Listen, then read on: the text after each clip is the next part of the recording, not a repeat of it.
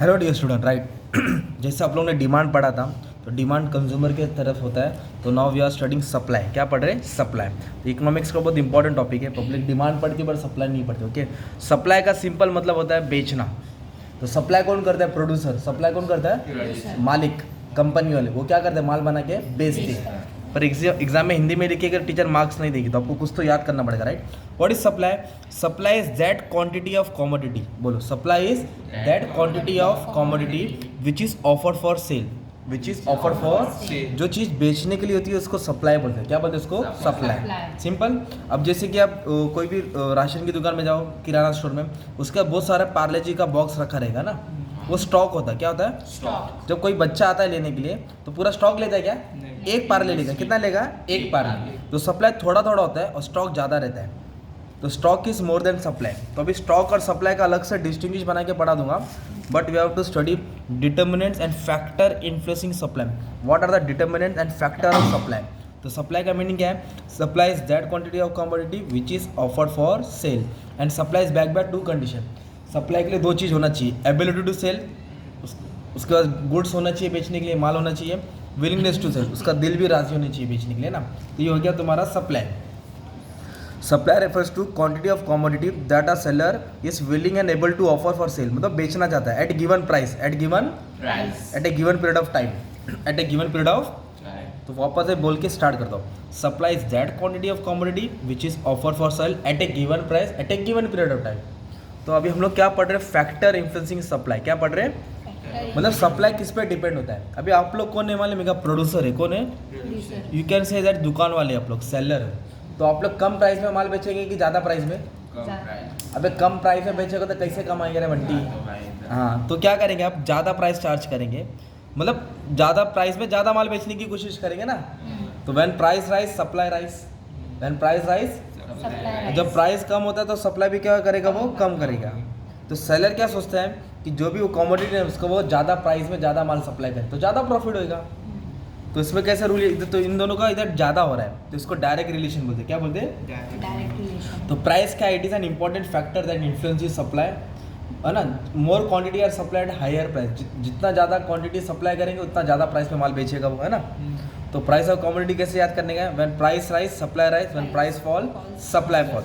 और प्राइस क्या है? सप्लाई का एकदम मेन फैक्टर है। क्या ये? Main factor. नेक्स्ट है कॉस्ट ऑफ प्रोडक्शन। क्या दिया है? Cost of production. Cost of production मतलब बनाने का खर्चा, मैन्युफैक्चरिंग कॉस्ट बोलते हैं। अब मुझे बताओ, चाय, क्या वर्ड लिखा मैंने? चाय और बिरयानी। तो दोनों में बनाने का खर्चा किसका ज़्यादा है? ज़्यादा बिरयानी का। और कम खर्चा चाय का। तो जिसका खर्चा कम रहता है कॉस्ट, उसका सप्लाई ज़्यादा होता है ना यार। तो देख ना, चाय वाले पे ज़्यादा भीड़ रहता है ना। और बिरयानी का क्या है? उसका कॉस्ट क्या है? ज़्यादा है, तो सप्लाई थोड़ा होता है पर कम होता है, रुक रुक के जाता है पर जाता है। तो जिसका कॉस्ट ऑफ प्रोडक्शन कम रहेगा, बनाने का खर्चा कम रहेगा, उसका सप्लाई क्या रहेगा? ज़्यादा रहेगा। और जिसका कॉस्ट ऑफ प्रोडक्शन ज़्यादा रहेगा, if cost of production is more supply will be less. Simple. Technology क्या दिया है? Technology also bring about change in supply. Technology also bring about change in supply. जो प्रोडक्शन में टेक्नोलॉजी यूज़ करते हैं, तो टेक्नोलॉजी दो किस्म की होती है। एक होता है आउटडेटेड। क्या होता है? आउटडेटेड। एक होता है लेटेस्ट। क्या होता है? लेटेस्ट। आउटडेटेड मतलब पुराना। अगर पुराना टेक्नोलॉजी इस्तेमाल करेंगे तो प्रोडक्शन कम होएगा। प्रोडक्शन क्या होएगा? कम। तो सप्लाई भी कम होएगा ना यार। जब कम माल बनेगा तो बिकेगा भी कम। If a company using latest technology, new technology, innovative, तो प्रोडक्शन ज़्यादा रहेगा, सप्लाई भी क्या रहेगा? ज़्यादा। Therefore technology also bring about change in supply. Technology also influences supply. It is an main important determinant. Simple. Next क्या दिया है? इंफ्रास्ट्रक्चरल। Infrastructural facility. इंफ्रास्ट्रक्चर का मतलब होता है ट्रांसपोर्ट, कम्युनिकेशन। वेरी गुड, है ना। Transport, communication, power, water supply, ये सब आ गया इंफ्रास्ट्रक्चर। क्या हो गया? तो जितना अच्छा कंट्री में इंफ्रास्ट्रक्चर रहेगा, जितनी फैसिलिटीज अवेलेबल रहेगी, उतना सप्लाई ज़्यादा रहेगा। और इंफ्रास्ट्रक्चर कम रहेगा, बराबर नहीं रहेगा, इनएडिक्वेट रहेगा, प्रॉपर नहीं रहेगा, तो उतना सप्लाई कम रहेगा। तो इंफ्रास्ट्रक्चर क्या होता है? Transport, communication, power which influence the production, है ना। शॉर्टेज ऑफ दिस फैसिलिटीज़, अगर ये शॉर्टेज हुआ तो सप्लाई क्या आएगा? कम।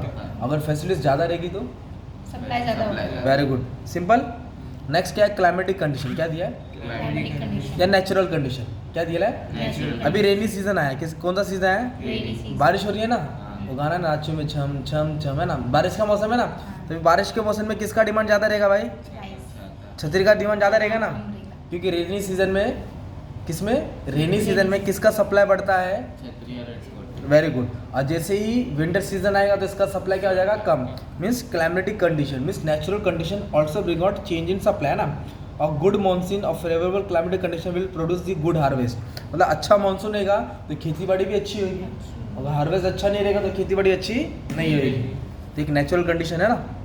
और नेक्स्ट क्या है, गवर्नमेंट पॉलिसी। क्या है, गवर्नमेंट जो भी कानून बनाता है, रूल्स बनाता है, तो गवर्नमेंट की पॉलिसी मतलब गवर्नमेंट का कानून, रूल्स एंड रेगुलेशन। तो अगर गवर्नमेंट का कानून फेवरेबल है, क्या है, मतलब अच्छा, अनफेवरेबल मतलब बेकार।